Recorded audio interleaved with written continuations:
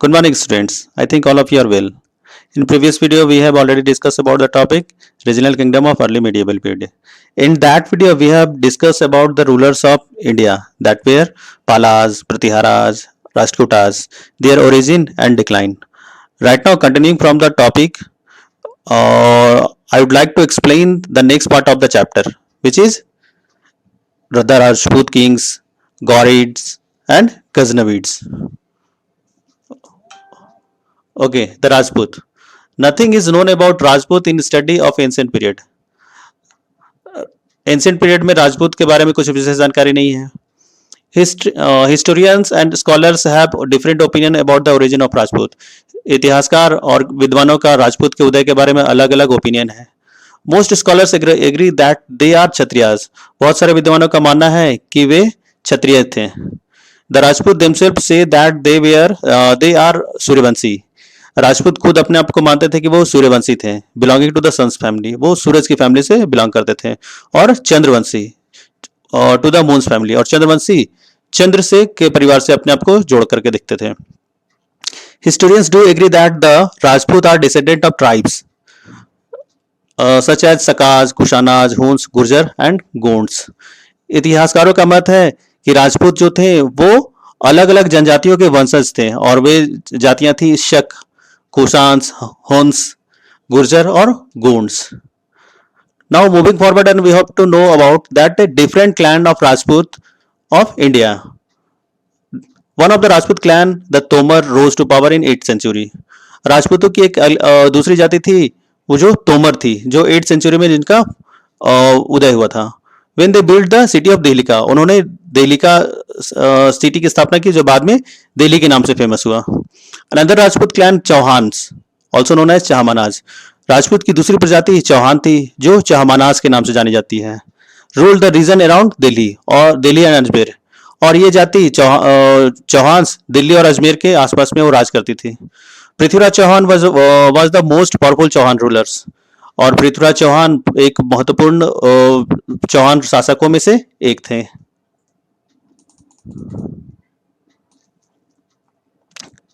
The Chalukyas of Gujarat, also known as Solanki. राजपूतों की एक दूसरी जाति थी सोलंकी जो गुजरात के शासक थे. The Malwa king, the Parmars were also known as Pawars. Malwa के जो परमार्स थे वो पवार्स के नाम से जाने जाते थे. और Gahadwals were the ruler of Kannauj. राजपूतों की एक दूसरी जाति गढ़वाल जी थी जो कन्नौज में शासन कर रही थी. Chandels were the ruler of Bundelkhand. और बुंदेलखंड के शासक चंदेल थे. Now moving from the forward of the topic, we have to know about the foreign invasion. Actually at that time different foreign invaders invaded India. Okay, from the 11th century onwards many invaders enter India through the mountain passes in northwest. 11th century के आसपास में बहुत सारे विदेशी आक्रमणकारी north west के रास्ते से पहाड़ी दर्रों से पार करते हुए भारत में उन्होंने आक्रमण किया था. Now we have to know about the Ghaznavids. Okay, the Ghaznavids. One of the most ferocious rulers who invaded India was Mahmud of Ghazni. एक फिरोसियस आतताई शासक महमूद of गजनी था जो भारत में आक्रमण किया था.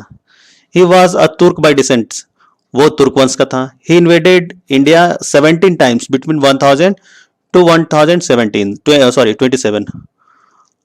उन्होंने भारत में 1000 से 1027 के बीच में 17 बार भारत में आक्रमण किया था. बहुत महत्वपूर्ण. He invaded India 17 times from 1000 to 1027. He defeated Jaipal. उन्होंने जयपाल को हराया था. एंड आनंदपाल, राजपूत शासक आनंदपाल को भी हराया था. Mahmud of Ghazni came to India with the objective of taking away wealth from India. Mahmud of Ghazni एक ही उद्देश्य से भारत आया करता था. उसका मुख्य उद्देश्य था भारत से धन को लेकर के अपने शहर लेकर के जाना.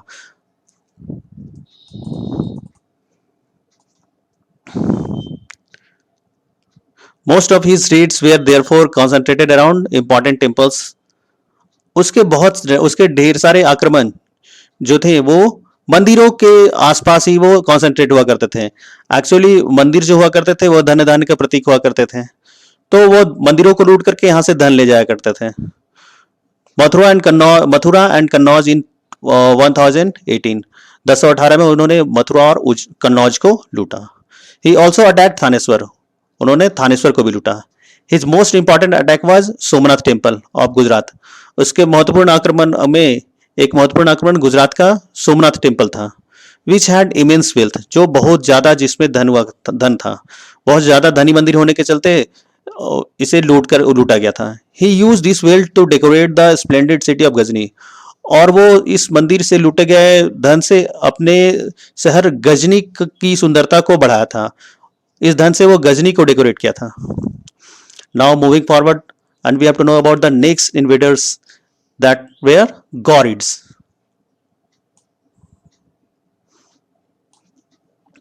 गौर was small kingdom in Afghanistan. Afghanistan की एक छोटी जाति थी, छोटा राजवंश था Ghor, which was under most of Ghazni, जो गजनी के अधीन आया करता था। After Mahmud death Mohammad Ghori became its ruler. Mahmud की मृत्यु के बाद में वो अफगानिस्तान कमजोर हो गया और वहां पर मोहम्मद गौरी राजा बनकर के उभरा। Muhammad Ghori was an ambitious ruler. Muhammad Ghori जो था एक बहुत ही एम्बिशियस रूलर था, उसकी एम्बिशन बहुत हाई थी। As opposed to Mahmud who just wanted to loot all the wealth and become prosperous. उसकी विचारधारा, उसकी अवधारणा, महमूद की विचारधारा और मोहम्मद गौरी की विचारधारा एक दूसरे से मेल नहीं खाती थी। एक और जहां महमूद धन को लूटने के लिए भारत आया करता था, वहीं मोहम्मद गौरी भारत में एक महत्वपूर्ण साम्राज्य की स्थापना करने की इसका सपना देख रहा था। Ghori wanted to settle down in India and establish a large empire there. वो भारत में एक बहुत बड़ा एम्पायर स्थापित करना चाह रहा था। By 1190 he succeeded in conquering Punjab and Sindh. 1190 में उन्होंने पंजाब और सिंध में को जीतने में सफलता प्राप्त कर ली थी। Prithviraj Chauhan Rajput ruler of Ajmer and Delhi also wanted to control those territories. और इस क्षेत्र में दिल्ली और अजमेर के शासक पृथ्वीराज चौहान वो भी उस क्षेत्र में अपना शासन स्थापित करना चाह रहे थे। परिणाम स्वरूप दोनों के बीच में संघर्ष हुआ। This led the battle of Tarain. इसके चलते बैटल ऑफ तराइन हुई। बैटल ऑफ तराइन, तराई का युद्ध। First battle of Tarain in 1191 Prithviraj Chauhan defeated Mohammad Ghori. Tarai के पहले युद्ध में 1191 में पृथ्वीराज चौहान मोहम्मद गौरी को हरा देता है। Prithviraj made no attempt to chase Ghurids out of Punjab and this prove to be big mistake on his part. ऐसा है कि मोहम्मद गौरी को हराने के बाद में पृथ्वीराज उसका कुछ विशेष पीछा नहीं करता है और ये इसके लिए बहुत घातक सिद्ध हो जाता है। पृथ्वीराज चौहान के लिए ये बहुत घातक सिद्ध होता है। Immediately Mohammad Ghori reorganise his army. परिणाम स्वरूप मोहम्मद गौरी वापस जाता है और वापस जाने के बाद में अपनी शक्ति को फिर से रीऑर्गेनाइज करता है and defeated Prithviraj Chauhan in second battle of Tarain in 1192। एक साल के बाद में दोनों सेनाएं फिर एक जगह पर मिलती है बैटल ऑफ तराइन में, और वो बैटल जो होता है उसमें पृथ्वीराज चौहान की हार हो जाती है और मोहम्मद गौरी जीत जाते हैं। Now we have to move forward and know about the next important battle of India against Rajput and it was battle of Chandawar. During the battle of Tarain में many Rajput rulers came to help Prithviraj Chauhan. बहुत सारे राजपूत शासक पृथ्वीराज चौहान की मदद के लिए सामने आए थे। But the most powerful Rajput ruler Raja Jayachandra of Kannauj stayed away. लेकिन जो कन्नौज का एक बहुत महत्वपूर्ण शक्तिशाली शासक राजा जयचंद्र थे, वो पृथ्वीराज चौहान की मदद नहीं करते हैं। Mohammad Ghori did not spare his kingdom either. Mohammad Ghori अपने शासन को बांटना नहीं चाह रहे थे। He defeated Raja Jaichandra in battle of Chandawar. परिणाम स्वरूप क्या होता है, बैटल ऑफ चांदवार होता है और उसमें राजा जयचंद्र की हार हो जाती है 1194 में। Thereafter he overran entire Ganga Yamuna Doab region. अब ऐसा है कि पूरे गंगा यमुना दोआब क्षेत्र में मोहम्मद गौरी का राज हो जाता है। He left his trusted slave and general Qutubuddin Aibak. ऐसा है कि वो जीतने के बाद में अपने सारा साम्राज्य अपने विश्वासपात्र जनरल कुतुबुद्दीन ऐबक को सौंप करके वापस अपने क्षेत्र चला जाता है। उसे भारत में रहने की इच्छा नहीं रहती है। वो यहाँ का साम्राज्य कुतुबुद्दीन ऐबक को सौंप करके वो वापस लौट जाता है।